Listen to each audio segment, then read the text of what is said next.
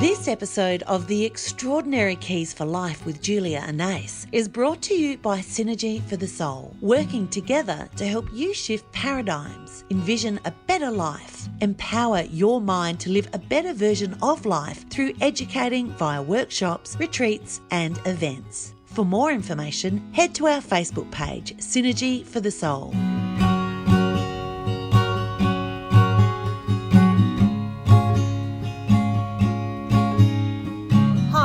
Welcome to the Extraordinary Keys for Life podcast. I'm Julia Anais, author of Extraordinarily Ordinary, Eyes Wide Open to Wonder. Your people, those that get you, those that vibe with and help you move forward to thrive, not merely survive. I believe finding your people assists the heart to remember the long forgotten truths that open up the mind to realise universal secrets which had long been waiting. You know, when I started out in shifting the direction of my life, I didn't even realise exactly what it was I was after or understand why I felt such a strong pull towards the development opportunities I chose. All I knew with certainty was that my life felt pretty crappy and something needed to change. I was quite literally and physically sick and tired of most everything in my experience at that moment. In due course, I found my way organically to mentors and teachers who aligned with my wavelength and helped me discover what was needed to restore my faith in much of what felt to be out of whack. So this podcast is based around section 2, titled Spiritual Sensibility, where each chapter actually brought my awareness to much I'd never before considered too deeply and showed me a lesson in some way. Truth is, I knew something, but boy, did I quickly realise what I knew was just the tip of the iceberg. In a timely way, I've now become aware of the wisdom of Osho, who says, true knowledge exists in knowing that you know nothing, and in knowing that you know nothing, that makes you the smartest of all. It's since become apparent to me that those who you vibe with are your people, and vibes are simply vibrations of energy. We know cities have vibes. In fact, everything has a vibe. The dictionary defines vibe as a person's emotional state or the atmosphere of a place as communicated to and felt by others. Funny thing, I wrote in my book, Extraordinarily Ordinary, Eyes Wide Open to Wonder, I have discovered that energy is everywhere, and everything is energy. With every thought and act we put into this world, there is a result of creating a wave, which attracts a reacting force and causes amplification of what we bring into our life. Interestingly, it was sometime down the track when I discovered Einstein was known to have said, everything is energy, and that's all there is to it. Match the frequency of the reality you want, and you cannot help but get that reality. It can be no other way. This is not philosophy. And while personally I may have not succinctly expressed as the genius of Albert Einstein did, I noted he also stated, everything in life is vibration. The word energy itself carries the power of creation, the vibratory gateway to unleash the potency of the universe. So it is also said we all have an inner Einstein. Laughingly, I realised perhaps I'd somehow channeled my inner genius. Basically, I feel one of the very real keys to finding your true frequency is discovering those who can uplift your vibe. I liken this to tuning into the radio airwaves. There are many different channels or stations to choose from, according to what appeals to your ear. Similarly, people who are on your frequency will feel welcoming and your senses will feel at ease with them. I'm sure you've noticed there are a million different gurus. You will know which are for you. I realised as I made my way that there was much to learn. In fact, I gained a real thirst for knowledge and ultimately discovered that it was simply about further educating myself beyond what I thought I knew. As my most favourite quote from Nelson Mandela says, education is the most powerful weapon which you can use to change the world. I believe, though, that to change the world you must first begin with yourself. Throughout my book, I refer to the many mentors who supported me in gaining new knowledge to better manage in life. My people who get me and who uplifted me. Today we're going to chat with Kawina, who is a grand lady, or elder, whom has truly made a welcome difference to the vibe of my life, and that of so many others. As Kawina often says in her heyday, spiritual stuff wasn't taken on easily, and so there is much wisdom which she has kept in close circles for a long time. We're so lucky that we have her still here, full of vitality and willing to share with us now. And Kawena sure is a great testament to show us we're never too old to learn new knowledge. Ultimately, I've discovered this life is a learning journey, and it helps to keep an open mind. Remembering life's natural messages are quite symbolic, and aligning with the language of the universe takes practice. You might even find tuning into the frequency will begin with the smallest signs, like seeing butterflies or feathers in timely ways, which Dolores and I also mentioned in episode number 1.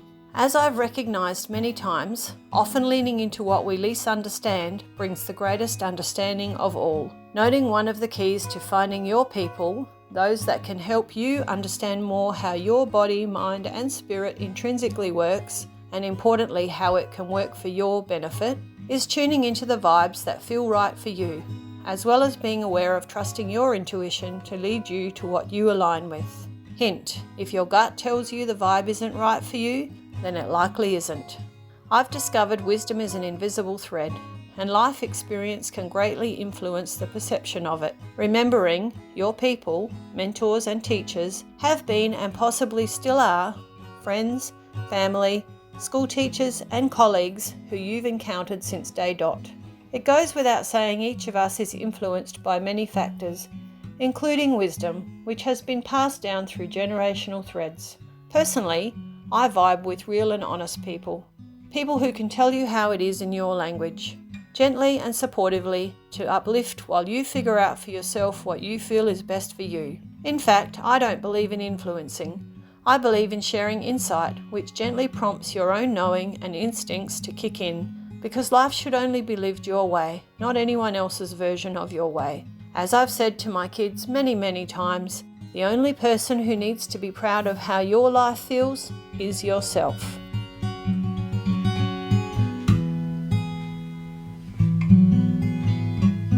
Good morning, Kawina. How are you today? I'm feeling wonderful, same as any other day. You're looking wonderful, very beautiful, as usual. Well, at 92, that's a big compliment. You're not there yet.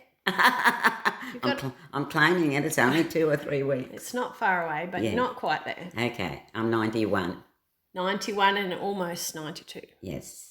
Today we're talking about your people. That's the title of the topic of our conversation today. Fine. And I was just going to say there's certainly a truth in the right people showing up at the right moment in this journey. And I just thought I'd share with the listeners when I first not met you, but became aware of you, I guess. A friend invited me along to a spiritual church where you were speaking. At the time, you did your speech, and it's funny because Dolores mentioned in episode 1 how we have soul markers, things that are like signposts that make us stop and think that we need to take some action. And you actually said in your speech, "There's one thing I can tell you, you can't do this on your own." And it stuck to me like glue. That was in my mind when I just felt called to connect with you and ask you for a mentoring session. In light of that, how we find our way to our people is paying attention to those little signs. And those people are the people that help you along your journey, because I was in a pretty lost place, feeling pretty hopeless and had lost faith in a sense. And when I came to you, it was the beginning of restoring my faith, which was a huge part of leading me to where I am now. Several years later, here we are having a chat. And enjoying it. Yes. So I was going to ask you how you know who your people are and what guides you and who inspires you and so forth. Well, I have along the way, I've had quite a lot of inspiring energies come into my life and show me different ways to be more positive, to be more happy, more passionate, and look after my own energy first. Like most of everybody else, we all have to realise to put ourselves first in our thinking and our feelings and finding our own happiness so that we can be stronger longer to help others find their own happiness. It's quite a journey, but we have our ups and our downs, and that's the only way we learn to realise what we don't want in our life as well as what we do want in our life. Knowledge is very important. I actually referred to that earlier. And when I first started out, it was about, I thought I knew something, but I found out I didn't know anything really. And that sort of led me on a journey of discovery. And I found my way organically to new people and new knowledge, which inevitably opened up my mind further and my heart. And yeah, it's basically finding people who are on your wavelength, would you say? That makes all the difference. With like-minded people, we can have wonderful conversations. If people with us aren't like-minded, it's general and it's nice. We can still have nice conversations. But it's like we've stepped or advanced a little bit further into who we really are, and we get our wisdom, and we find out the mistakes we've made have often led us to finding out the truth of who we are inside, not outside. That's very true. I actually remember after I wrote my book, Extraordinarily Ordinary, you said to me that when you read it, that you found that I met myself. Yeah, and for that's the first true. time. That's Yeah. true. So writing was quite a cathartic process and helped me understand and accept myself better. Isn't that amazing? Because I've done my 2 books and I'm the same as you. We've both written about our journeys exactly how they were. Yes. And I found out that the books have helped people more than anything understand my journey is very similar to theirs. Just different times, different places, different people, but we're all on quite a similar journey if we acknowledge that. Yes. And I feel like it's about finding a community of people who you resonate with. And so your people are the people that light you up, That's that right. support you and encourage you. Yeah. And I know your book, Angels, Guides and Goosebumps, you were writing, funnily enough, I'd only just met you, and you were writing a book which I didn't know the title of, but you actually put on Facebook that you were looking for 8 authors to contribute to your book. And because I was writing mine, I had this piece that I'd written about angel experiences and spirit experiences. And I thought, I wonder if that'd be any use. So I actually contacted you and we had a lovely chat, and you said, yes, I'd love your chapter in my book. And that was very encouraging and also brought me more into your community and brought me to more like-minded people, and also gave me an opportunity to further explore some people that are invisible, or I don't know that they're people, but I know when I first started learning about angels, initially in the psychic development course, I was a bit not too sure. I know we're all told we have a guardian angel when we're born. So your book opened that further for me, which is a beautiful thing, such a reassuring thing. I was guided at that time to write about the angels. I've been dealing with them for years and years, knowingly, but I was never guided to put it out there fully like I do now, especially in that book. But both my books are exactly what I've done to come to where I am at this point in my life. And the spiritual understanding, to me now, it's like we're being guided now to put it out there even more for people to understand, especially the young ones coming in, because the surge of energy now is full on. Energy they're bringing in, I call it angel energy. Energy that they're bringing in, and the knowledge with that energy is helping us understand who we are, what we are, and how amazing we can be if we allow that energy to connect with us and guide us on the way. Yes. I certainly agree with you. I was very reluctant to want to know too much about it. It's hard to believe things when they're invisible. Well, when I first started, it was the same way. This is going back many years when I first saw one. You can imagine the shock from somebody not being religious or not being fully spiritual even, beginning to learn what it was all about and believing what I was seeing. Yes. So that was a big shock for me, but it had to be so that I could understand others' journeys telling me the similar thing. Yes, and that's the thing, isn't it? When you're with like-minded people, when you find your people, you Actually, Dolores mentioned that as well in the first episode. With your intuition, when you find your people, it's like a community of people that validate the things. You know, when you can't see something and other people can validate for you, it helps you, obviously encourages you to have more trust. It helps you understand more when you find that word energy. Yes. Because everything on the planet that is natural is pure energy. Yes. And each thing that's natural and has pure energy has this a wonderful aura energy. And if you have it, it's like choosing a crystal.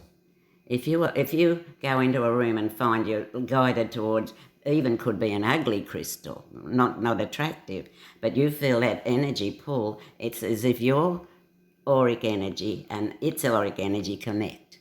Yep. And you're meant for each other. You'll help each other. You're good for the crystal, don't forget, and it's good for you. Yes. To me, that is one of the most incredible lessons I ever learnt.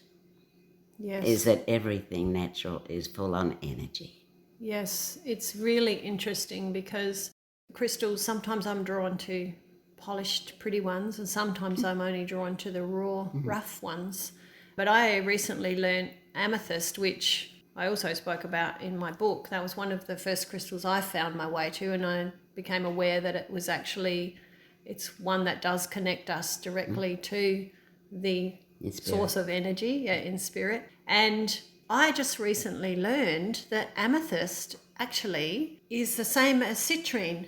Amethyst actually turns into citrine if it's left in, and citrine, its purpose is for abundance. Wow. So You're teaching me now. I thought that was amazing. I think it's amazing too. Yeah. Would you like to share with us a little bit about your angel experiences? My most, what I would call normal experiences is when I go into my meditation, my quiet meditations, personal, I wait at the end of it when I've finished and I come back, count myself back into the room, but I don't open my eyes and I just sit as still as could be and try hard to, not hard, but I try to keep my mind almost blank, and I get a lot of messages in that last, usually have about a minute. I'm there for about a minute. And this is what I do for others when they come for mentorings and guidance.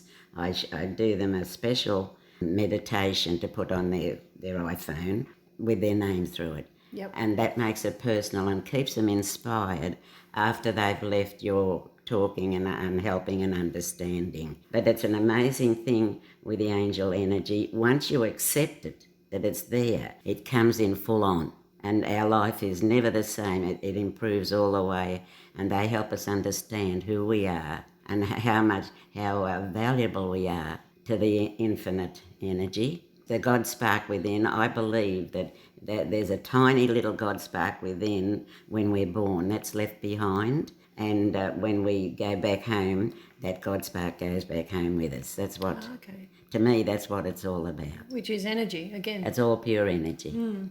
I remember when I came to you for my second mentoring and you actually introduced me to my angel, and I remember you saying, taking me through a meditation, and I remember you saying to me, you might like to ask your angel their name. And I thought, oh, okay. Not that I was really thinking because I was meditating, but guided meditation. And the name came to me, and I remember afterwards I said to you, you said, did your angel tell you their name? And I said, yeah, is Aurora an angel name? And you said, well, I don't know, it's your angel. That'd be right. Great help. But it's sort of like our minds question, because I heard that loud and clear when you guided me through the meditation. And yet in my mind, I guess I was saying, I was looking for validation because I couldn't see anything. And do I believe it or did I make that up? We tend to do that. So I think we realise once, it's in my Angels book, I've explained it all clearly, but I think we realise once we accept that the angel energy is there, it's much easier even for them to let us know what they like to be called. They don't really mind what we call them. But to know a different angel and call a different one in, or personal, mine told me his name was Aliel. Okay. I know there's an Ariel, but that's not it. No. My angel's name likes to be called Aliel, and my connections there are very profound. It's a wonderful feeling to know that we can connect with them, but now, these days, they're full on, big time. Right there. They're to help the planet. Very present. Yes, well, universe, I feel, and this is only my human thinking, I think the universe has had enough of people damaging the planet, not caring for each other. I feel that the turnaround is on right now, Yes. from this moment on, and we'll find a lot of messages coming in to those that usually don't look for it even. A lot of people are turning around and coming on the spiritual journey, and to me, that's one of the biggest blessings on the planet. Yes, well, that's very true. And Deirdre mentioned that in the last episode, that spiritual values are very important for sustaining us in life. It is. And also, I just thought, with the name of your angel, I've been told many times, don't get caught up on whether or not you are given a name, because it really doesn't matter. The most important thing is to be aware Connect. that they're there. To connect. Yes. Yeah, One of mine, I think, is called Jim. I remember you telling me. Yeah. So And that really shocked my human way of thinking of an amazing angel with an ordinary name. And then I realised, don't question, it's none of my business what they want to be called. that's true. And I think sometimes we've been brought up to think that things are in our imagination and that we should not be childish and not listen to our imagination. It It's gets just a sort of word. waved away. Yes. Imagination is a word that man's created Yes. for putting us back in our place. Yes. But that's right. But the imagination is actually a really important part of the whole energetic process. Well, I remember when I was a little girl, Mum was saying you're suffering from imagination, when I thought I saw stuff. Yes. And Yes. that was the only way she could get me to settle down. And ignore it. Because I was seeing things nobody else was seeing. Yeah. Yes. A lot of people still do that with their children. I know. I remember my own children telling me things, and that's something I never did. I never told them it wasn't real. Mum used to call it suffering from imaginitis. Sounds like you need to go to the doctor. It does. The other thing people might like to know more about is something I've experienced, and I believe you have too. There is such a thing as earth angels. Sometimes in an opportune moment, you could meet somebody, and this has happened to me a few times, in fact, where someone, total stranger, has just walked up to me and literally delivered a message to me. Yeah. And I don't know them from a bar of soap. No.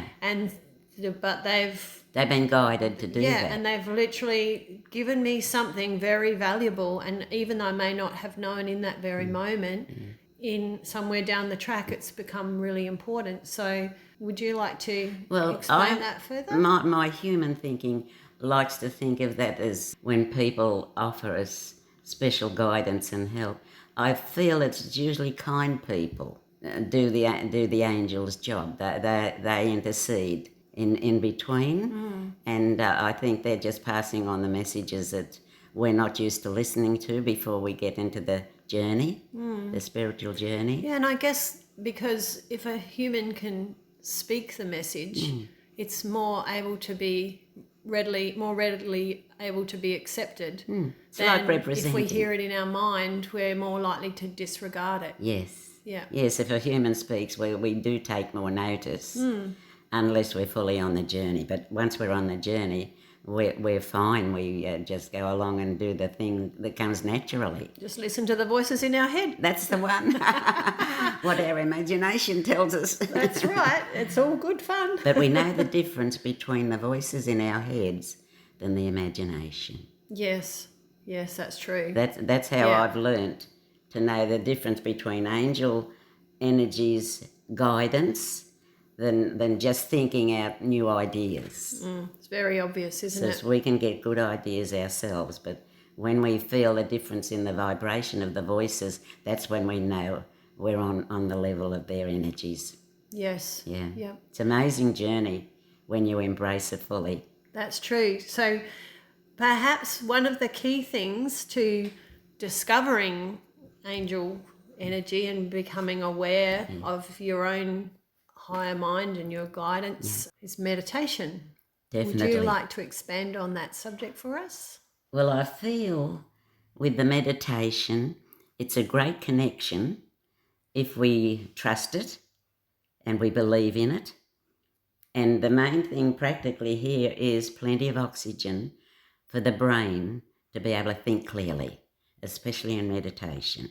If we can use the brain to vision what we want in meditation, we're right there. We can believe and see anything. And the brain, as I said, it needs more water, most of the water. It needs most of the goodness out of food, and it needs most of the oxygen we give it. It's not the body doesn't need it.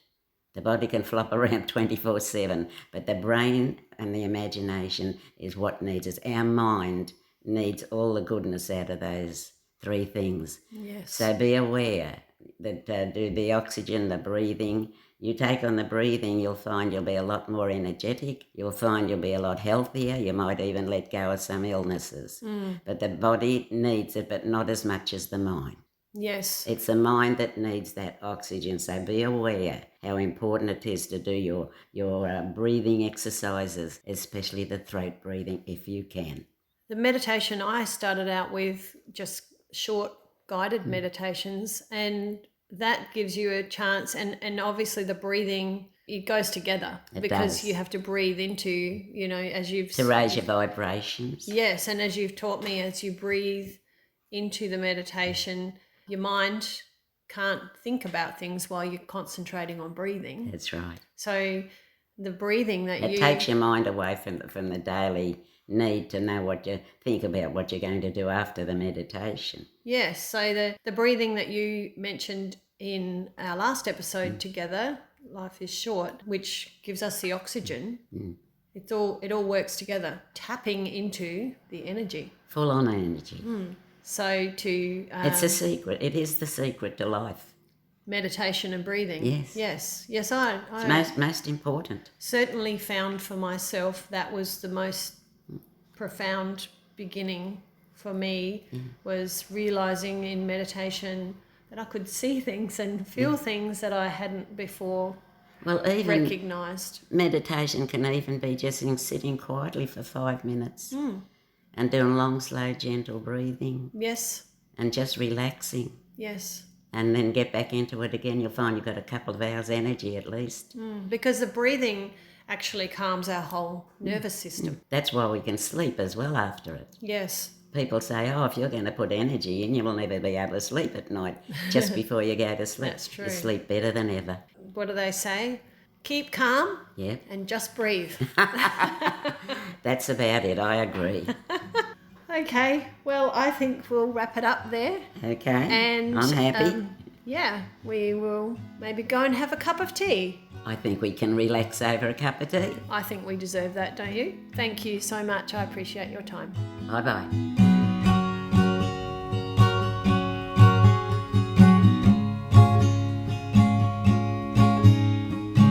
Thank you for listening in today.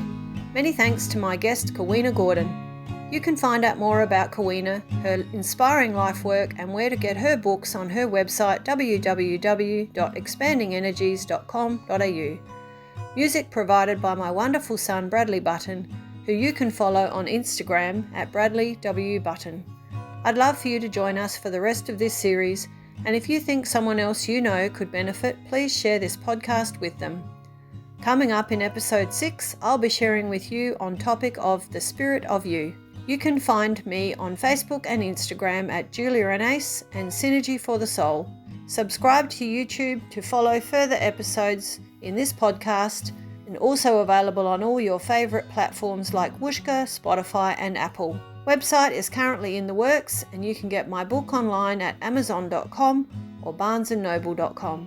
Remember, never underestimate the vibe of life, and you are the pen to your own book. Don't forget to give us a review, and I look forward to joining you again soon in episode 6. Bye now.